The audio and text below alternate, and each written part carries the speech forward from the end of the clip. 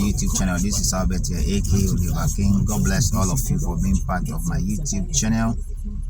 Like I was saying the last time, my first 100 days experience part 2. My first 100 days experience part 2. So I said it the last time that I came in through the DV lottery system with the family. It was a blissful system we all used to come in, and I'm so appreciated about that.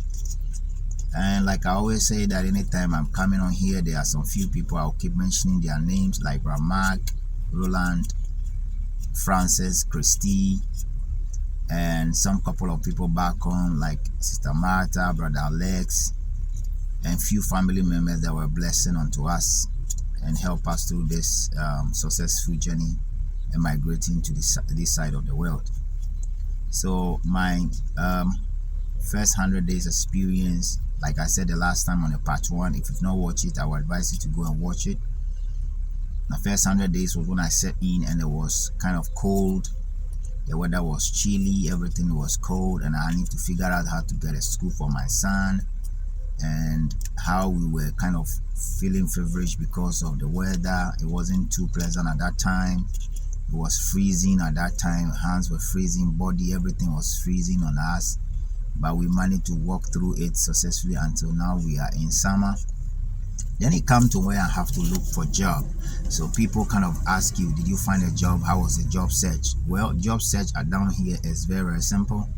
You need to keep it low. You need to make sure you go on the internet like we used to do back there in Dubai. I check most of the time on the internet. I use Indeed. Indeed has been one of the best tools I've used ever in my life. I have to say that most of the jobs that I've gotten in my life, it was through Indeed, and I recommend to anybody who want to find a job across abroad to use Indeed. That is if you are able to go through and then you are able to be picked out, so I use Indeed to get a job. At a point in time, I got 3 jobs. I was managing all the 3 jobs, and then I realized that it was getting me stressed out, and I have to quit one of the jobs, and then I have to maintain the 2. So it wasn't that easy though. And then I'm going to talk about something that has to do with their working culture. The working culture here is totally different. It's not like what you know in other parts of the world. Though we have the 2 days off, like Monday and Sunday and Friday off, the job condition and everything are different. I'll find time and I'll talk about all the system and things that are running, because here they have social security, they have 401k. Most companies have 401k that is geared towards helping people. So it's kind of very, very good. It helps you to kind of save some amount of money for yourself and your family in future. So basically that is how it is.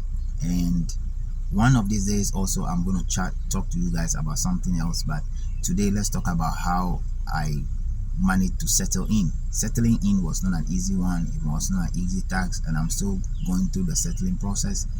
Sometimes when they speak in their own way, it's difficult for me to understand, because the American accent is thick, or they see our accent as very, very thick, but their accent is very, very fast. So sometimes when they are speaking, it's kind of difficult for me to get it. But gradually I'm getting on, I'm getting used to it. I'm getting gradually soaking myself into the way they speak, the way they understand certain things.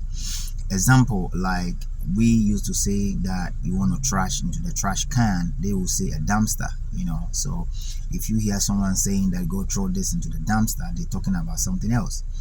Where we use that, okay, you can come to the front side of the building, they will say up front, so there are certain jargons they use that when you are coming in, it will not be so easy for you to soak yourself in, but with gradually and with moving in, you'll be able to kind of get what they want you to get, or you understand what they want you to do. So it's not easy getting through to their system in terms of English language and stuff like that.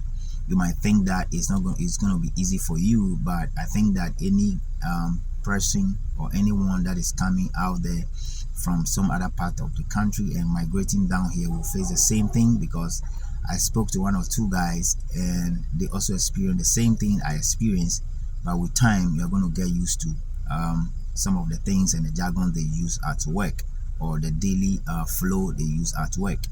I would advise you that if this is the first time you're watching the part 2 of my 100 days experience in the state, kindly do your best to subscribe my YouTube channel, follow me, and I'm going to share more videos as I go by. One of these days I'm going to tell you about how I went through the process to get my first car and how it goes around here. Thank you guys all for being part of my YouTube channel. And once again, please again, like all the members that I have on my old channel, the old channel is gone down the drain, and I advise that you guys will support this channel as I share my experiences, so that at least one of these days, if you have the opportunity to come down here, you might also know what you have to do. Thank you guys all once again this morning, and I'm heading to church. God bless all of you for being part of my channel. Shalom, peace to all of you. Bye for now.